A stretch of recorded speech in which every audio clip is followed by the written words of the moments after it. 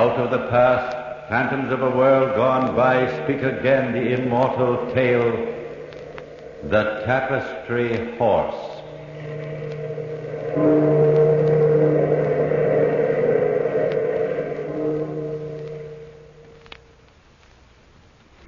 It would seem often that the feuds between the houses of the great are shrouded in mystery and antiquity. However, in at least one instance, that of the neighboring houses of Stenhof and Luren in Hungary, the beginning of the feud itself was pictured in a great tapestry hanging in one of the upper rooms of the Luren castle. It was hung so that the observer, having looked upon the disgrace of the Stenhof ancestor, could turn and look from that very room at the glory of the present Stenhof castle. Once the families had been close friends and had made their homes as close to each other as possible. But greed and jealousy had at least 2 centuries ago caused a murderous hatred between them.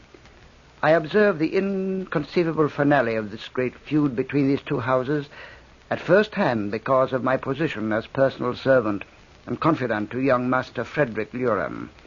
In fact, strange things began to happen the very day of the death of Frederick's father. We were standing in the tapestry room. Gertner. Yes, Master Frederick. I'm right here, sir. Oh. Do you hear it, Gertner? Do you hear that bell? Yes, sir. They're tolling it for his death. They don't know, do they, Gertner, that he lives on forever? Lives on forever, sir? Listen to me, Gertner, listen. My father died last night, but I knew it even before they started tolling the bell. I knew it when the last breath left his body. I knew it because he and I are now the same person. His life goes on in my body just as his father's life went on in his. It's been so ever since the first of the Lurens.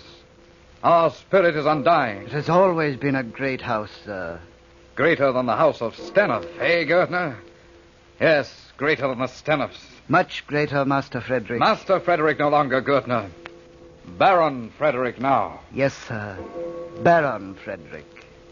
Yes, Gertner. Our house is greater, but for one. The daughter of Baron Stenhof. Elsa. Ah, Gertner, I love her. No one, nothing will ever stop my marrying her. Tonight, when I meet her in the garden, I'll tell her that at last I can marry her. For now, I'm the master of Luren Castle. Very true, Herr Baron. Very true, sir. You see, Gertner, even the bell knows now that there is still a master of this castle. A powerful master. Everyone knows, Baron Frederick, that the present Baron is the greatest of all the Lurens.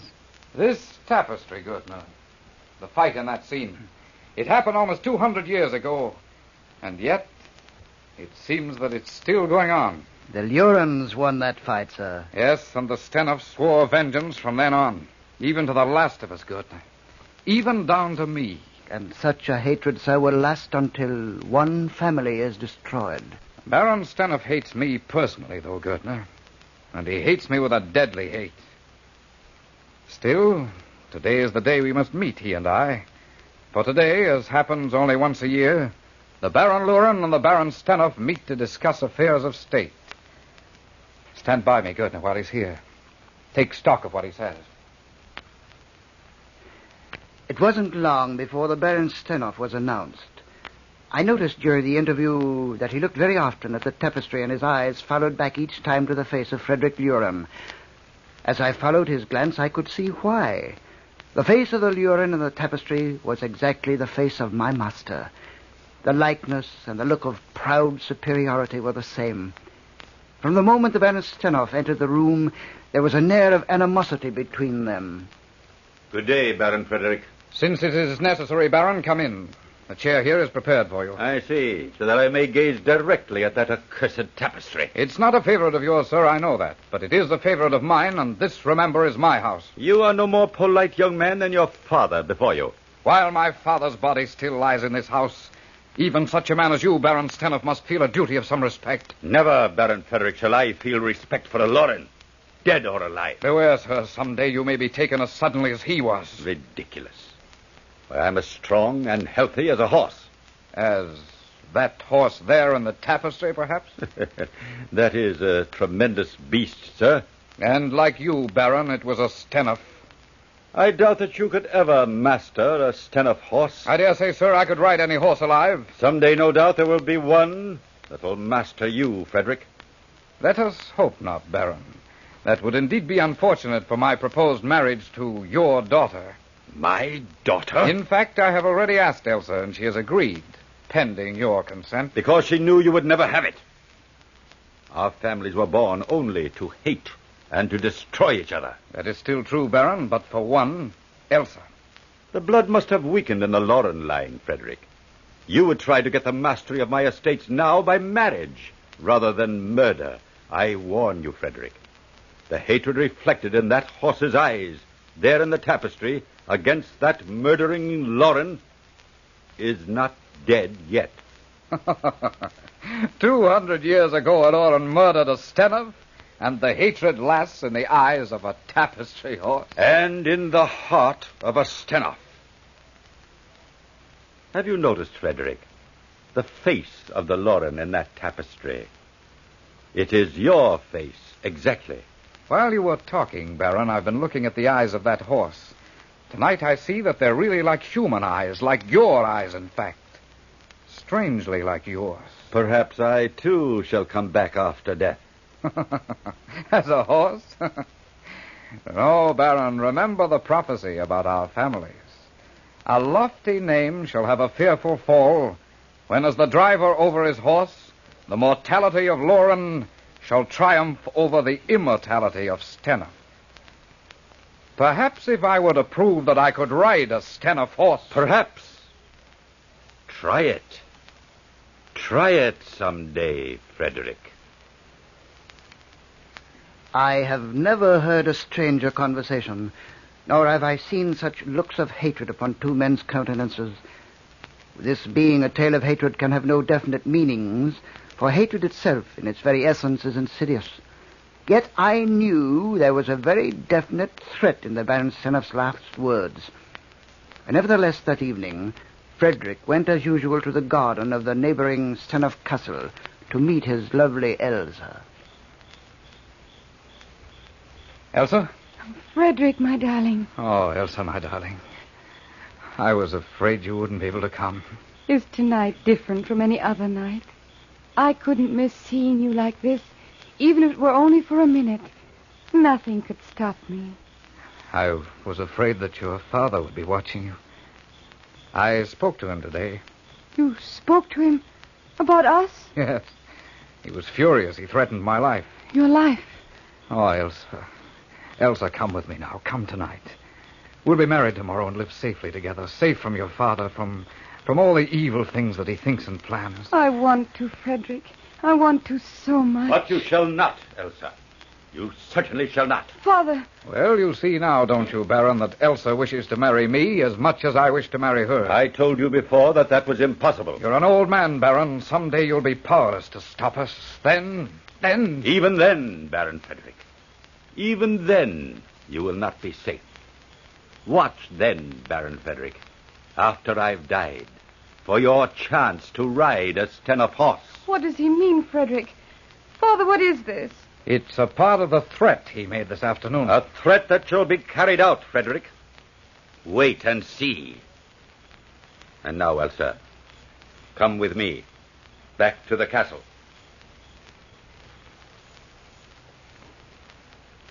Baron Stenoff had made his threat again. I didn't realize how much it really affected my master until later that same night. He was sitting in the room in which hung the fatal tapestry. Outside, everything was in confusion.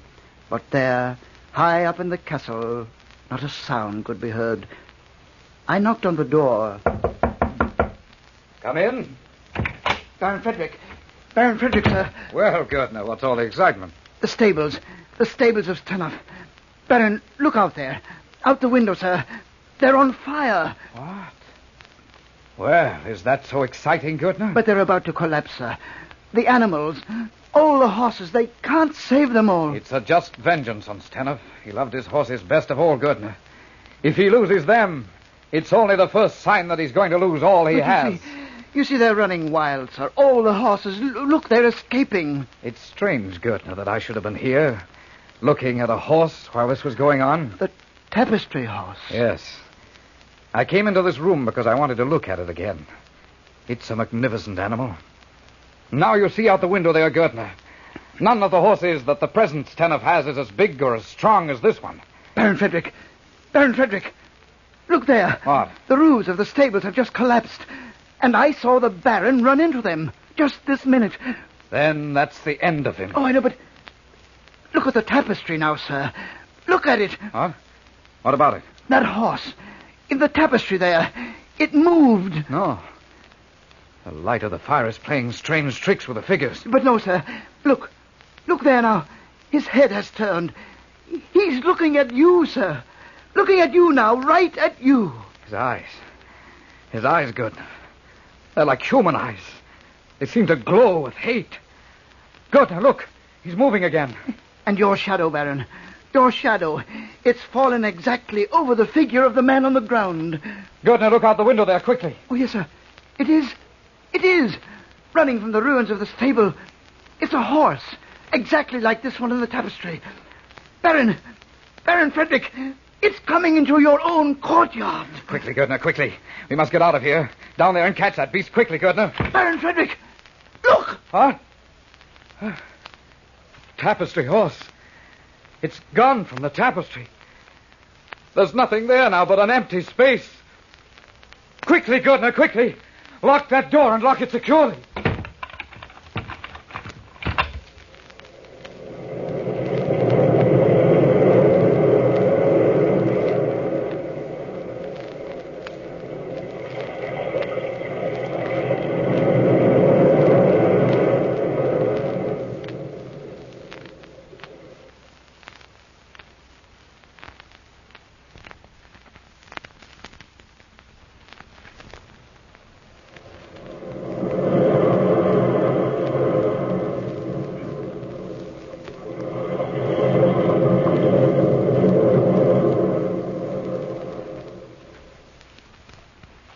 When we reached the firelit courtyard, the look of astonishment on the young Baron Frederick's face betrayed to me that he had noticed the same thing I had.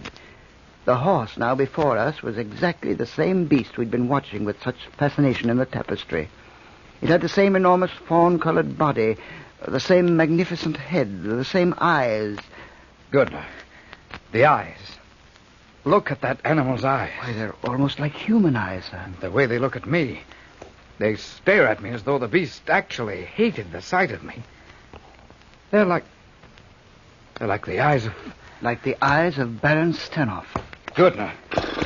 Look at him, sir. When he heard that name, Gertner, when he heard that name, he reared up. Could it be possible? He believed that his soul would live again in another form. Gertner, look. That animal is standing still. Right here beside me. It's as though he wanted me to mount his back. Frederick! Here, Elsa. Here. Frederick. Father. I know, my darling. I know.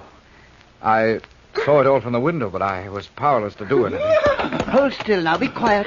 Frederick, what happened? He was running toward the barn, Elsa. He ran so wildly. It was as though he were being chased by something.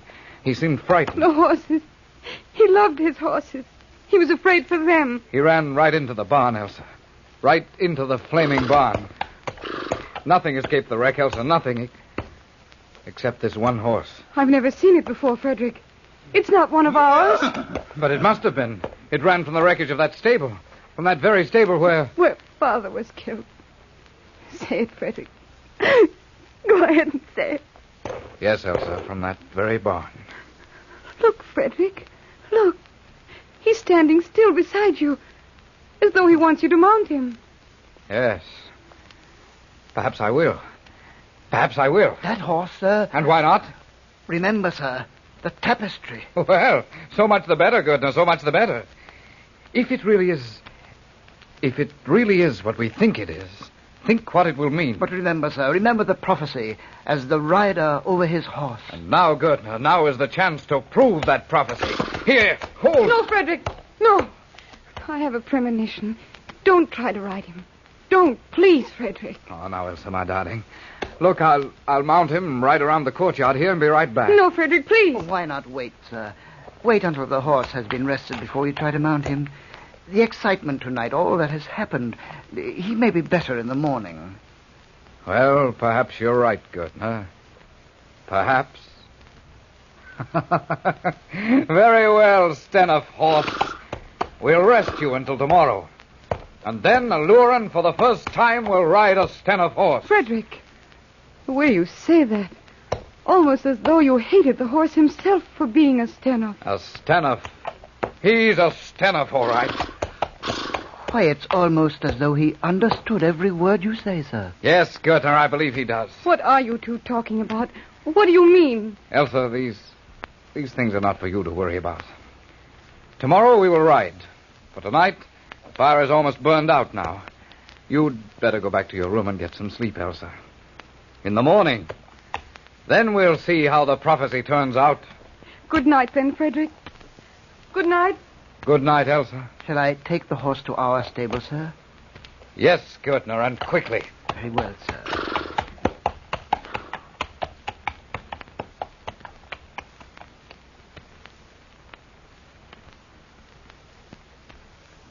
Be careful, Frederick. Please be careful. There's something about that horse.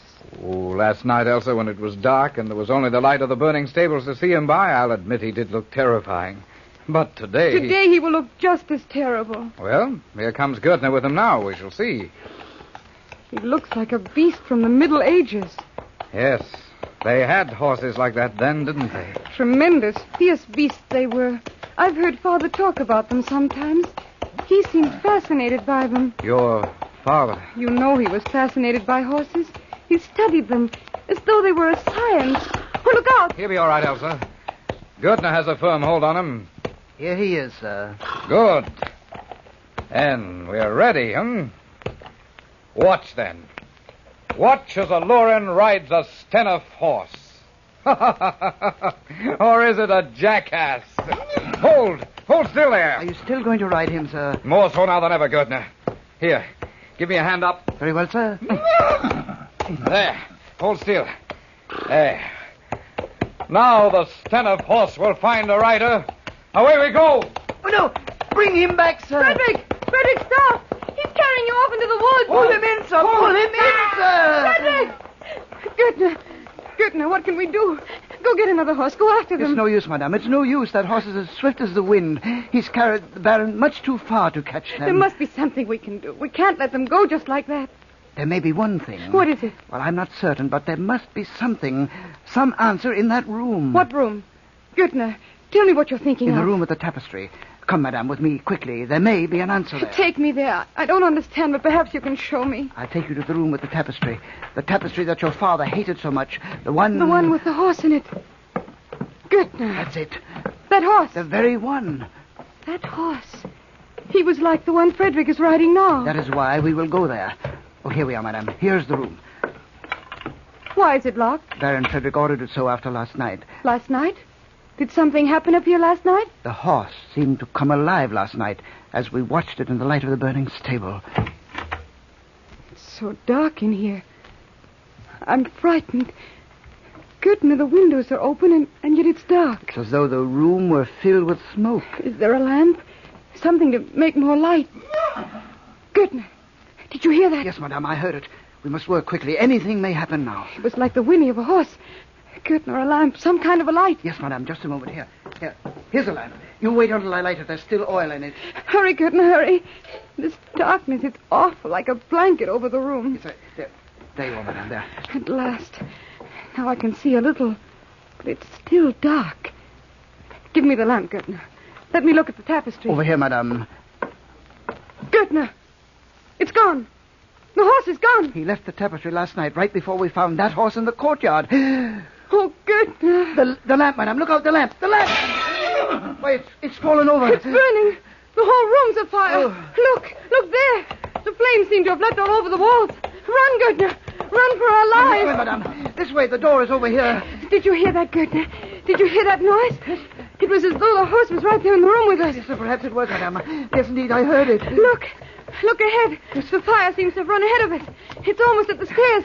The whole castle seems to be on fire, all at once. Down this way. The stairs are still holding. But do be careful. It's all right so far. Come Come on. We're almost at the door. The whole castle is afire. Out this way, quickly. Yes, madam. There, we're safe now. We've got away. But the whole castle, it's in flames. Listen. It's It's a horse coming this way. Oh, listen, Gürtner. Listen. Do you hear? It's Frederick. And look, madame, they're coming right toward us. But Frederick, he's not afraid anymore. He's laughing. And the horse seems so tame. Well, look there. It's doing exactly what Baron Frederick commands. Frederick, my darling. Are you safe? Safe? A Luren safe on a Stenhof horse? Of course. Whoa, there. Why, it's amazing. Look there, how the horse obeys him. And the way he stands. So still. Almost like a statue. And his eyes, so calm and almost friendly. Oh, here, let me help you down, sir. All right, Gerda. There. Hey. Hold it. Hold. Whoa. Come back here. Look, he's dashing right into the flames. The horse, he's going right into the burning castle. Gerda, we've got to stop him. He'll be killed.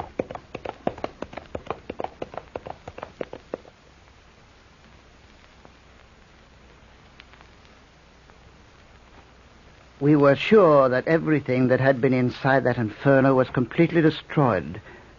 Next day we returned to look over the charred ruins. In some places there were still little curls of smoke coming from the heaps of refuse. Surely, Frederick, surely everything is gone. We will build it again, Elsa. It'll be a greater castle than ever. We will build it together, Frederick. Build everything together now. My Baron darling. Frederick, come. Come quickly, Baron Frederick. There's something over here. What? What is it, Gerda? Something you must see, sir. Gürtner, you look so startled. It must be something terrible. Oh, no, madam. It isn't anything so awful. It's... Look there, sir. Right under that pile of rubble that's still smoking. Why, it's a piece of cloth. Yes. It's a tapestry. It is. Yes, it is. Here, Gerda. Here, help me. Help me to pull it out. Yes, sir. There you are, sir. There. Unfold it quickly. Look there. Look at it. Not even one scorch. In all this blaze, it didn't burn at all. And look there, sir. Over there in the corner. Yes, Gerda. I see. The horse. It's back there in its place in the tapestry. And its expression. It's as though his whole spirit had been broken. As though... Frederick. It is the same horse. The horse you rode yesterday. Yes, Elsa. The horse I rode yesterday. At last, the mortality of Aluren has triumphed over the immortality of a Stenhof. You see, Elsa, you see. Aluren has finally broken the spirit of a Stenhof. And it was I, Frederick, I who finally did it. Frederick, come with me now. Come home with me. Can't we let these things be? These horrible things. Can't our families be the same? Yes, my darling. Yes, Elsa, I'll come with you. I'll come. For at long last, the hatred of our families is ended. Now there's only one family, and its name shall be Luren.